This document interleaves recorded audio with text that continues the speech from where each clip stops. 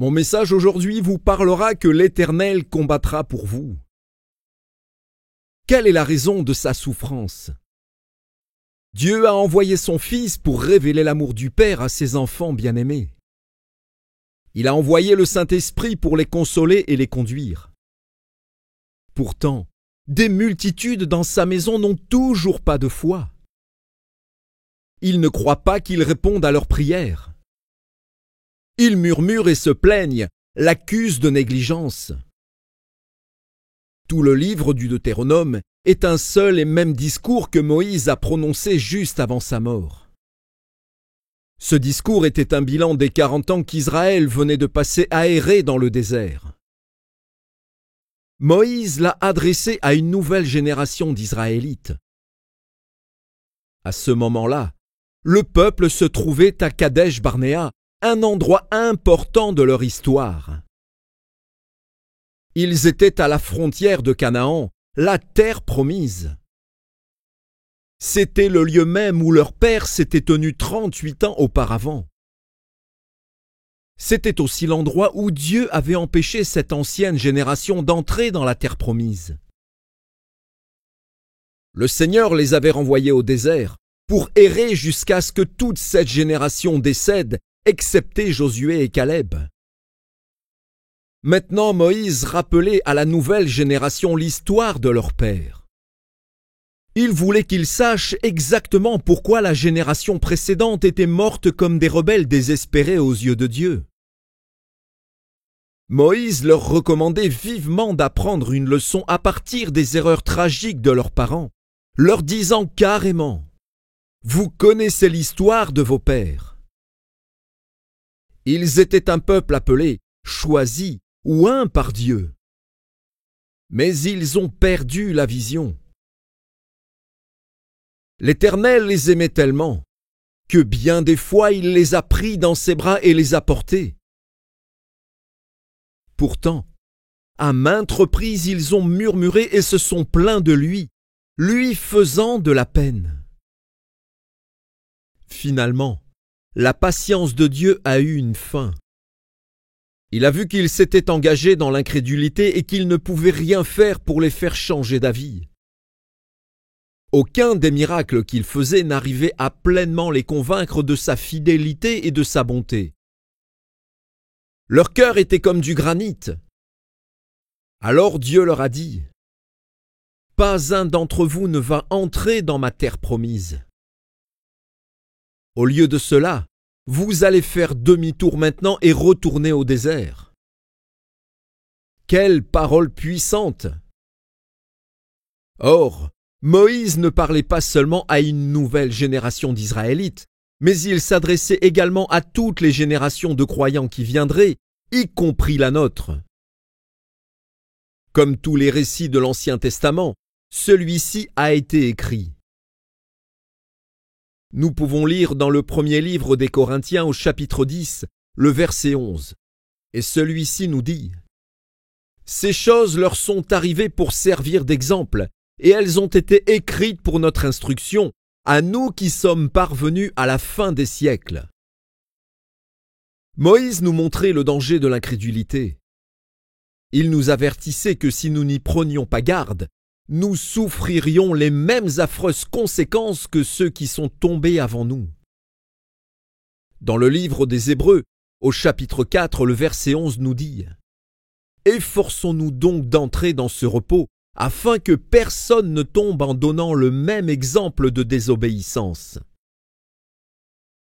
Autrement dit, peu importe les impossibilités qui sont devant toi, ou combien les choses semblent désespérées, tu ne dois pas tomber dans le même péché d'incrédulité.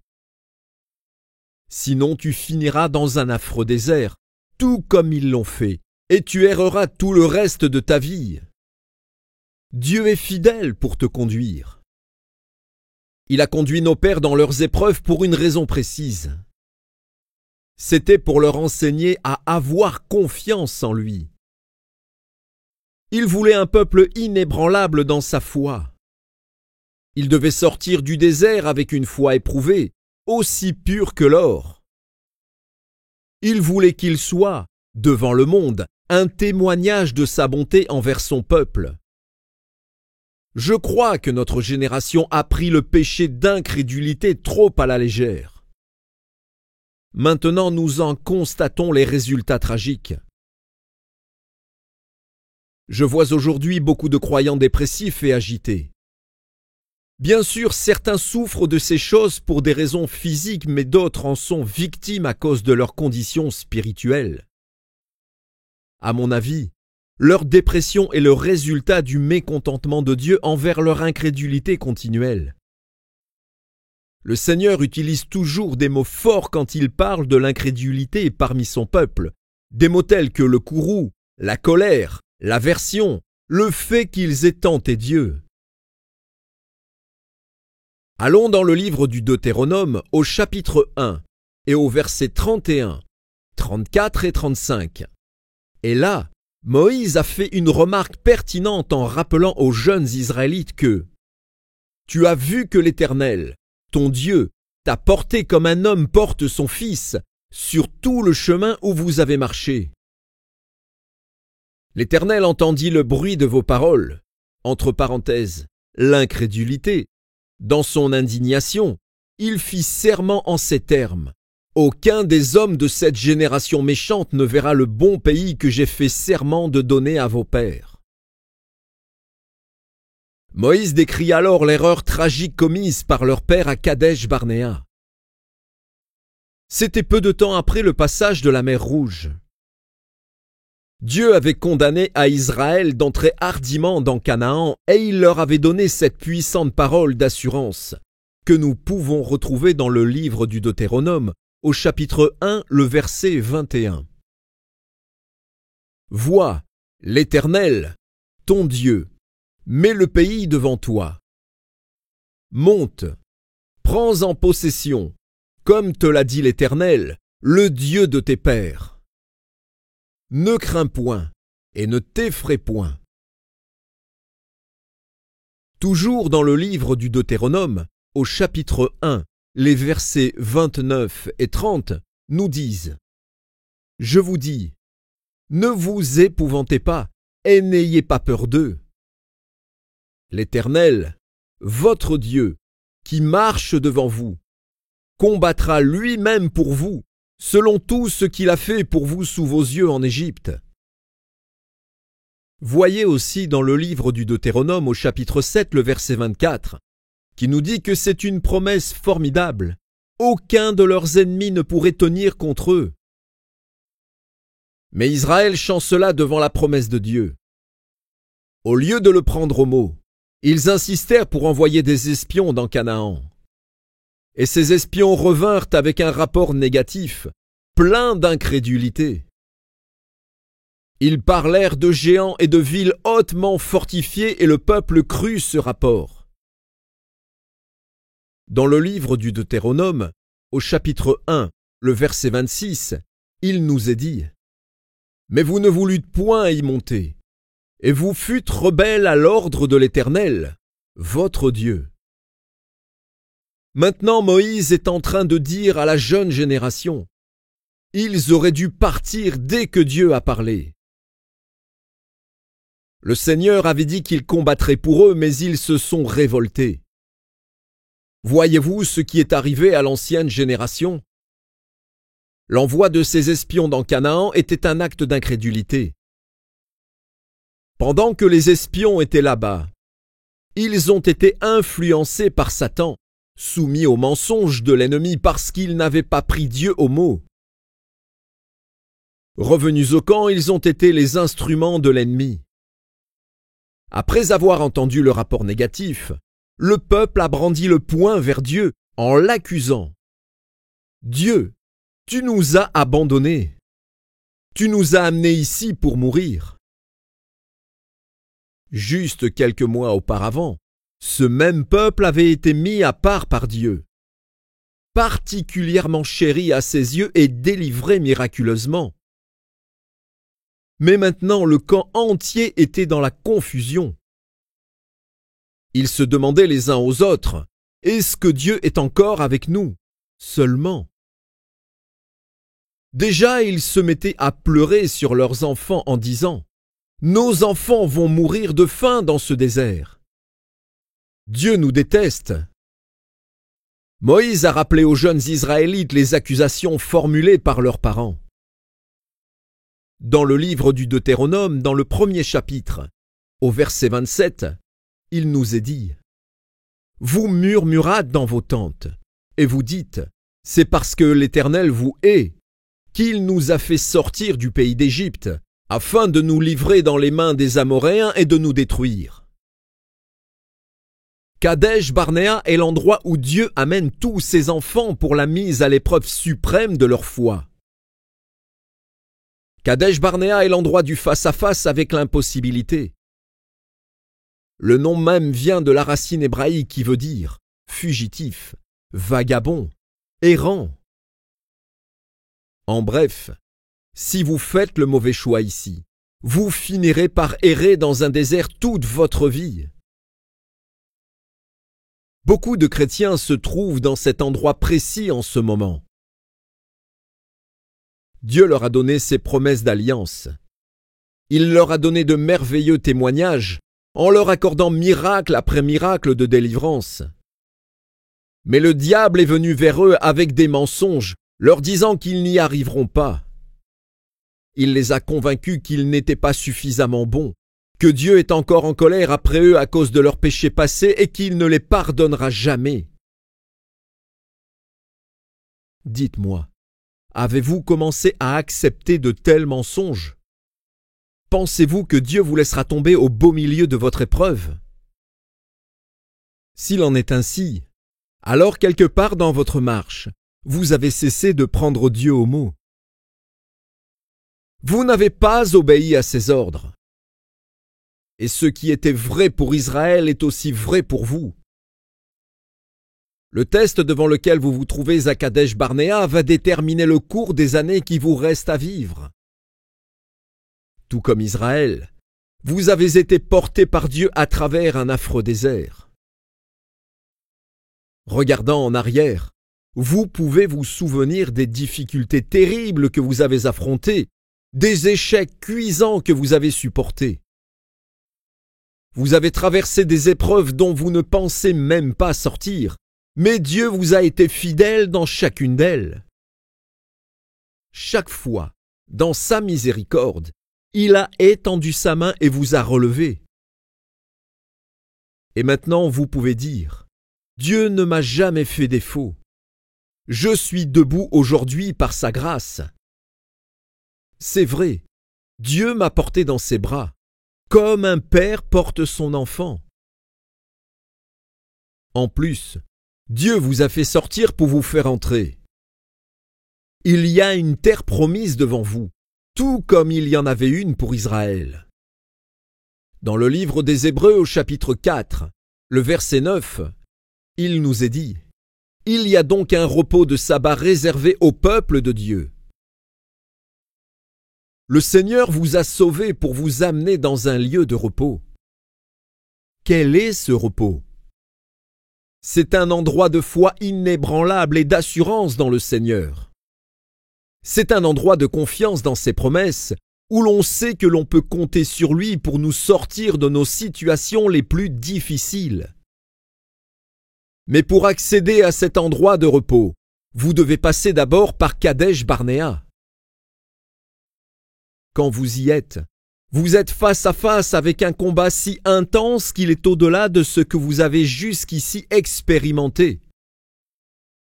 Il y a des ennemis, des géants, des hauts murs, des choses qui paraissent complètement impossibles. Et il vous faut placer votre confiance absolue en Dieu pour vous sortir de là. Nous avons déjà vu comment les Israélites hésitèrent à agir selon la parole de Dieu à Kadesh Barnéa. En conséquence, Satan les amena sous l'influence de 10 menteurs inspirés par le diable. Résultat, le peuple finit par croire que Dieu voulait les détruire. Et c'est la même chose pour nous aujourd'hui. Lorsque nous refusons d'agir promptement sur la base des promesses de Dieu, Nous nous ouvrons à des mensonges démoniaques féroces et ces mensonges ont pour but de détruire notre foi. Satan veut que nous pensions que Dieu nous a laissé combattre tout seul. Il nous dit que les murs devant nous sont trop hauts, qu'on ne peut pas passer par-dessus pour avoir la victoire. Il dit que nous allons vers l'échec, que toute marche avec Jésus a été vaine. Il nous murmure que ça ne vaut pas la peine, qu'on ferait mieux d'abandonner. Je vous le dis, c'est la raison pour laquelle Dieu veut toujours que nous obéissions rapidement à sa parole. Il ne veut pas que le diable ait l'occasion de nous assaillir par des mensonges. Peut-être pensez-vous, je ne pourrai jamais croire que Dieu me déteste. Comment pourrais-je jamais penser que le Seigneur veut me détruire? Pourtant, si nous écoutons les mensonges de Satan, voici exactement ce que nous finirons par dire. Dieu m'a amené dans une situation impossible. Je ne vois aucune évidence qu'il ait pourvu une issue de sortie pour moi. Pourtant, il avait dit qu'il ne permettrait pas que je sois tenté au-delà de mes forces, mais maintenant c'est vraiment plus que je ne peux supporter. De telles pensées sont une accusation directe contre Dieu. Elles l'accusent de ne pas être avec nous au cœur de l'épreuve. Nous voyons à nouveau une telle incrédulité dans Israël lorsqu'ils arrivent à Réphidim. C'est l'endroit le plus sec du désert et un autre lieu de crise. Bientôt le peuple commença à agoniser de soif et une fois de plus ils perdent toute confiance en Dieu. Dans le livre de l'Exode au chapitre 17 et dans le verset 7, ils s'écrièrent : « L'Éternel est-il au milieu de nous? Oui ou non ?» Autrement dit, si Dieu était avec nous, nous ne serions pas en train de passer cette crise. Celle-ci est absolument insupportable. La cause première de l'incrédulité d'Israël est la même que celle de l'incrédulité dans l'Église aujourd'hui. En bref, la parole de Dieu n'était pas suffisante pour Israël. Le Seigneur lui avait donné des promesses formidables et pourtant, au milieu de ces épreuves, Israël n'a jamais fait confiance en sa parole. En dépit de toutes les promesses, de tous les engagements, entre guillemets, en béton, pour les sortir de là, ils ont rendu sa parole inutile. Pourquoi? Parce qu'ils ne l'ont jamais mélangée à la foi. La parole qui leur fut annoncée ne leur servit de rien, parce qu'elle ne fut pas mélangée à de la foi chez ceux qui l'entendirent. Retrouvez cela dans le livre des Hébreux au chapitre 4 et le verset 2. Au lieu de cela, le peuple demandait toujours une nouvelle parole de Dieu. Nous voyons ceci dans leur interrogation. L'Éternel est-il au milieu de nous, oui ou non? En d'autres termes, nous avons besoin de savoir si Dieu est avec nous dans cette crise, pas dans la précédente. Il nous faut une nouvelle révélation de lui pour cette nouvelle situation. Je vous pose la question. Comment pouvaient-ils oublier si vite tout ce que Dieu avait fait pour eux? Israël avait effacé de sa mémoire toutes les circonstances passées où Dieu l'avait délivré.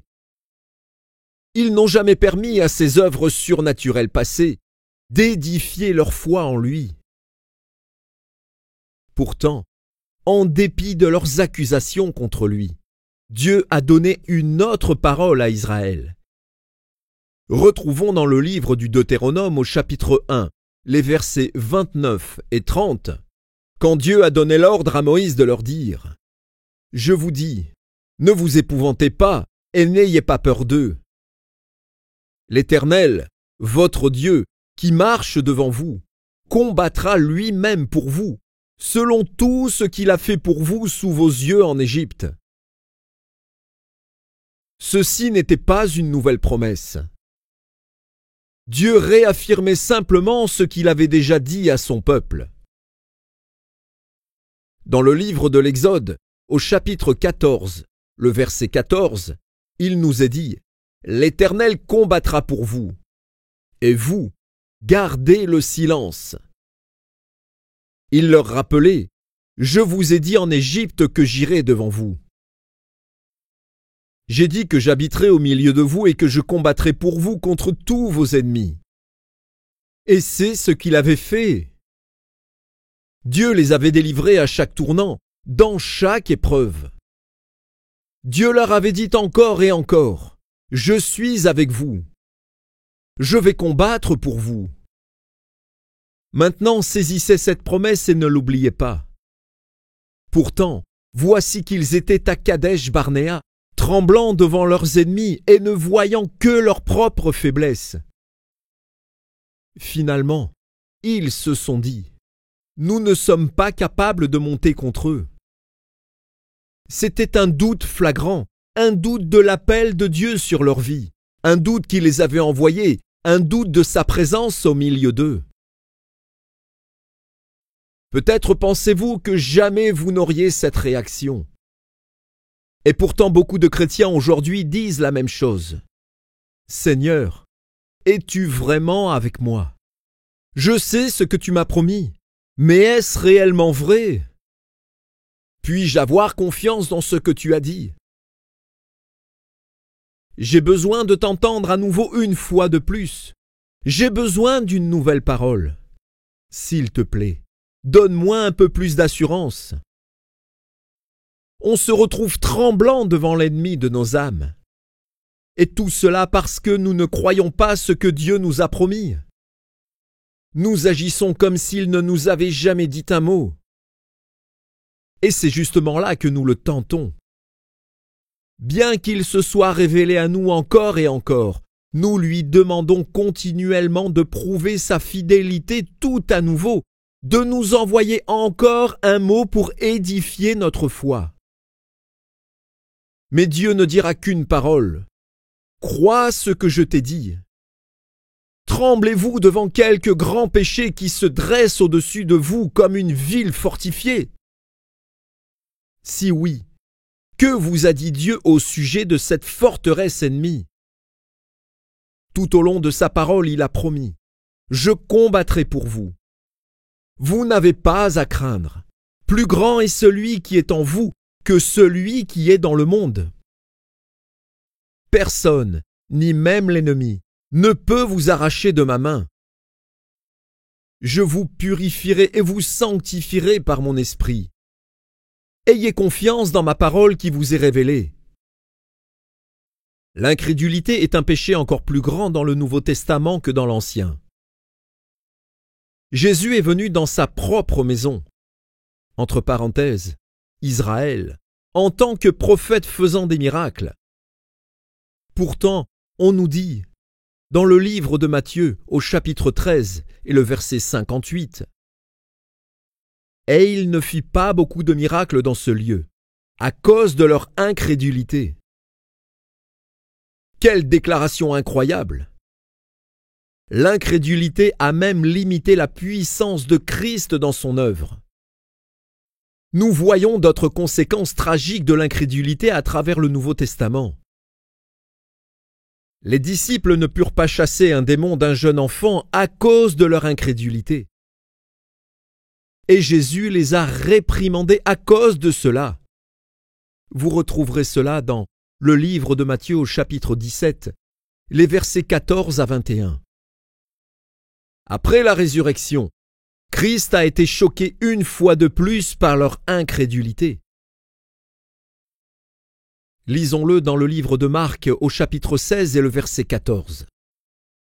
Il leur reprocha leur incrédulité et la dureté de leur cœur.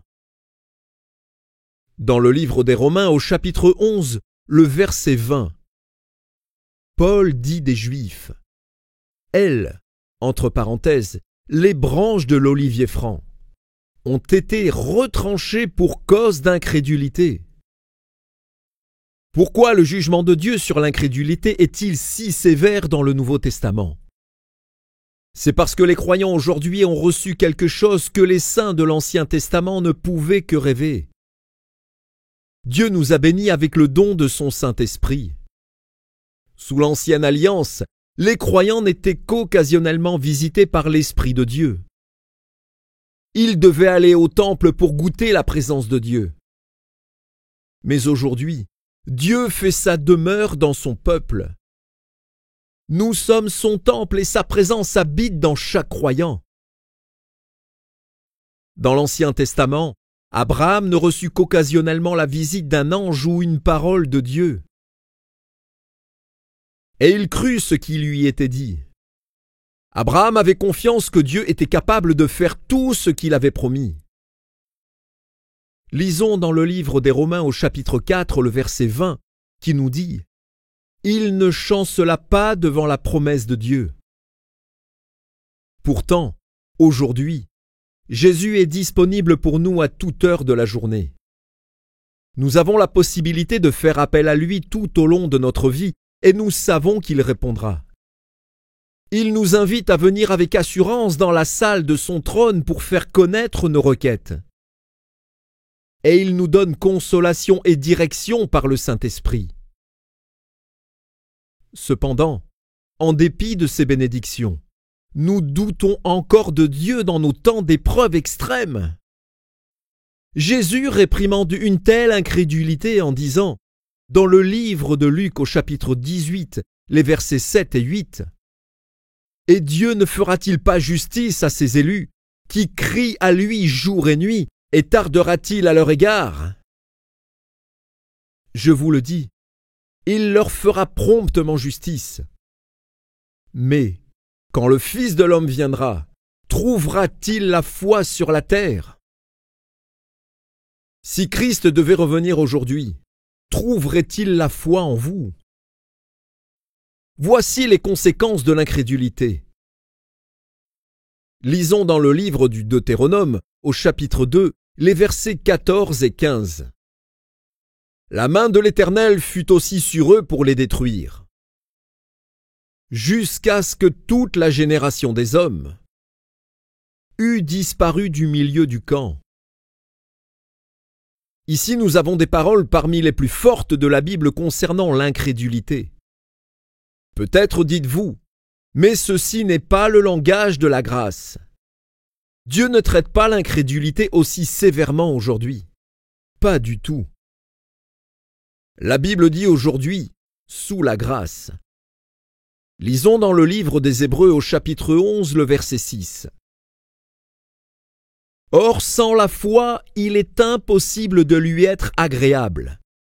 Car il faut que celui qui s'approche de Dieu croie que Dieu existe et qu'il est le rémunérateur de ceux qui le cherchent. » Et voici quelques conséquences de l'incrédulité. L'incrédulité souille tous les domaines de notre vie. Ce péché ne peut pas être remisé à un seul secteur de notre vie. Il se répand partout, infectant chaque détail de notre marche. Les doutes d'Israël ne se limitaient pas simplement à la capacité de Dieu de détruire leurs ennemis. Leurs doutes se répandaient aussi sur leur confiance dans la provision journalière. Ils doutaient que Dieu puisse protéger leurs enfants. Ils se demandaient s'il les conduirait dans la terre promise. Ils se demandaient même s'il était avec eux. Retrouvons ce que Dieu leur a dit dans le livre du Deutéronome, au chapitre 1, les versets 40 à 42. « Tournez-vous et partez pour le désert. Je ne suis pas au milieu de vous. » Si nous avons de l'incrédulité dans un domaine, elle se répandra comme un cancer dans les autres domaines, souillant tout notre cœur. Peut-être faisons-nous confiance à Dieu pour certaines choses telles que croire qu'il nous a sauvés par la foi, qu'il est tout-puissant, que son esprit habite en nous. Mais lui faisons-nous confiance pour notre futur? Croyons-nous qu'il pourvoira pour notre santé et nos finances, qu'il nous donnera la victoire sur le péché? L'incrédulité mène au péché d'impertinence, c'est-à-dire oser penser que l'on sait ce qui est juste. C'est l'arrogance qui dit je connais le chemin, et agit de son propre chef. Voici encore un autre péché qu'Israël a commis dans son incrédulité. Lorsque Dieu leur a dit de retourner au désert, ils ne voulurent pas obéir. Au lieu de cela, ils vinrent à Moïse et lui dirent : « D'accord, nous avons péché, mais maintenant nous avons tout compris. Nous sommes prêts à obéir à l'ordre de Dieu et à monter contre l'ennemi. » Et ils ont pris les choses en main. Voici où bien des croyants qui doutent font une erreur tragique. Lorsqu'ils échouent en matière de foi, ils se tournent vers la chair. Ils font ce qu'ils pensent qui doit être fait, mais avec leur propre sagesse et savoir-faire. Toutefois, la foi refuse toujours d'agir dans la crainte. La foi attend que Dieu intervienne. La foi n'est jamais disposée à provoquer quelque chose en prenant les devants de Dieu. Cette troupe d'Israélites a pris les devants de Dieu en organisant une petite armée. Ils ont préparé une stratégie et ont attaqué tout seuls. Mais lorsque les ennemis les ont vus, ils ont poursuivi les soldats israélites. Retrouvons cela dans le livre du Deutéronome au chapitre 1, le verset 24, qui nous dit : « Comme le font les abeilles et les ont battus. » J'ai vu des cas horribles de croyants qui ne sont jamais entrés dans le repos de Dieu. Le Seigneur les a amenés à un endroit d'épreuve sévère, un problème familial, des difficultés financières, une situation conjugale difficile, mais ils n'ont pas attendu que Dieu agisse. Au lieu de cela, ils l'ont accusé de négligence et ont essayé de résoudre leurs problèmes tout seuls. Aujourd'hui, ces croyants n'ont ni repos, ni paix, ni sentiment de la présence de Dieu. Ils vivent dans le doute constant et semblent passer d'une crise à l'autre. Ils ne parlent que de leurs derniers problèmes. Pourtant, toute leur confusion est causée par une seule chose, l'incrédulité. Le psalmiste dit, dans le psaume 90, au verset 9, « Nous passons nos années comme une histoire qui est dite. » Ce psaume parle aux croyants. Quel est le titre de leur histoire ? Tous ceux-ci ont vécu et sont morts en vain. C'est la même histoire que des gens racontent au sujet de leurs grands-parents incrédules. Ils ont vécu toutes leurs années dans la tristesse. Ils n'ont fait que murmurer et se plaindre. Ils sont morts seuls et oubliés. Voilà ce qui est épouvantable dans l'incrédulité. Elle brise votre histoire spirituelle, si bien qu'on retient de vous qu'une vie gâchée. Quand la jeune génération d'Israël a demandé « Qu'en était-il de grands-pères et de grands-mères » on leur a dit « Ils n'ont fait que murmurer et se plaindre. Ils n'avaient pas de raison de vivre, alors ils étaient là, assis, attendant de mourir. » Beaucoup de chrétiens doivent encore entrer dans le repos que Dieu a pour eux. Dans le livre des Hébreux au chapitre 4, le verset 6, il nous est dit : « Or, puisqu'il est encore réservé à quelques-uns d'y entrer, et ceux à qui d'abord la promesse a été faite n'y sont pas entrés à cause de leur désobéissance. » Les vrais croyants sont déterminés à faire confiance à Dieu même si leur prière n'obtient pas de réponse. Peu importe si tous leurs biens sont enlevés, ou même s'ils affrontent la mort. Ils désirent entrer dans le repos de Dieu. Quelle est l'évidence d'une telle vie ? Le livre des Hébreux au chapitre 4, le verset 10, nous dit « Ils ont, entre guillemets, cessé leurs propres œuvres. » Ils ne restent plus éveillés toute la nuit, essayant de résoudre leurs problèmes avec leur propre sagesse et savoir-faire. Au lieu de cela, ils remettent tout à Jésus. Cela n'a pas d'importance s'ils finissent par perdre ou gagner. Toute leur attention est fixée sur le fait que Dieu a un plan et qu'il est en train de le réaliser dans leur vie. Je voudrais terminer par une expérience que j'ai eue récemment. Un samedi soir, je suis descendu à Times Square. Le lieu grouillé de touristes et de gens qui faisaient leurs courses.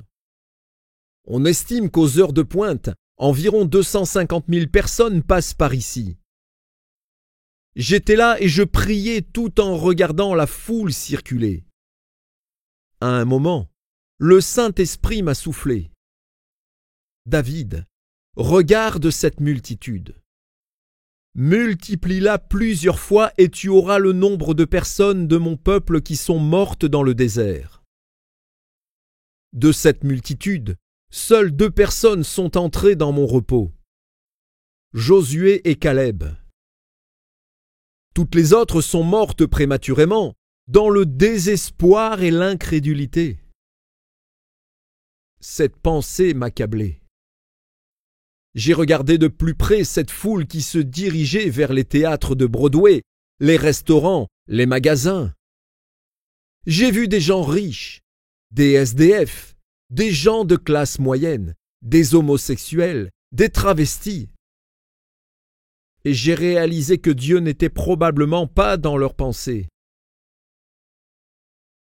J'ai pensé au stade de football de l'autre côté de la rivière, aux salles de basket et de hockey, et à tous les gens qui les remplissent, dont seulement quelques-uns aiment Dieu.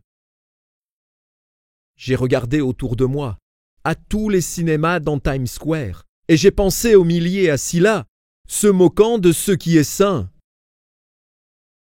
En regardant ces masses de gens, je réalisais qu'ils avaient tous accès au message de l'Évangile à tout moment, par la télévision, la radio, la littérature et même les Bibles gratuites dans leur chambre d'hôtel. Si seulement ils voulaient savoir, on leur dirait que le même Dieu qui faisait des miracles pour Israël de jadis fait la même chose pour ceux qui l'aiment aujourd'hui. Pourtant, ceux-là ne veulent pas le connaître. S'ils voient quelqu'un leur tendre un tract évangélique, ils passent rapidement et refusent d'un geste. Ils n'ont pas d'autre Dieu que les plaisirs, l'argent et les biens. Soudain, j'ai commencé à voir la valeur d'un seul croyant aux yeux de Dieu. Et j'entends Jésus poser la même question aujourd'hui. Quand je reviendrai, trouverai-je la foi sur la terre? Je vois Christ, lui qui cherche les cœurs des humains, parcourir tous ces lieux et trouver peu, s'il y en a, qui vraiment l'aiment. Je le vois cherchant sur les campus des universités demandant « Qui, ici, me croira ?» Je le vois cherchant à Washington, ceux qui l'accepteraient et en trouveraient peu. Je le vois cherchant dans les nations entières et trouvant seulement un reste. Je le vois cherchant la nouvelle Église apostate et ne trouvant pas de foi, seulement une absence de vie. Finalement, il examine son Église pour trouver des serviteurs qui ont une vraie foi. Pourtant, ce qu'il voit lui brise le cœur, l'afflige profondément. Je l'entends pleurer comme il l'a fait sur Israël. Dans le livre de Matthieu au chapitre 23 et au verset 37, il nous est dit « Jérusalem, Jérusalem, qui tue les prophètes et qui lapide ceux qui te sont envoyés, combien de fois ai-je voulu rassembler tes enfants, comme une poule rassemble ses poussins sous ses ailes, et vous ne l'avez pas voulu. » Quelle est la raison de sa souffrance? Dieu a envoyé son Fils pour révéler l'amour du Père à ses enfants bien-aimés. Il a envoyé le Saint-Esprit pour les consoler et les conduire. Pourtant, des multitudes dans sa maison n'ont toujours pas de foi. Ils ne croient pas qu'il réponde à leurs prières. Ils murmurent et se plaignent, l'accusent de négligence. Ils deviennent craintifs et désespérés, comme si Dieu les avait abandonnés. En tant que serviteur du Seigneur, je porte le fardeau de mon berger. Je ressens son affliction. En ce moment, je l'entends qui dit « Même dans ma maison, j'en trouve si peu qui ont la foi. »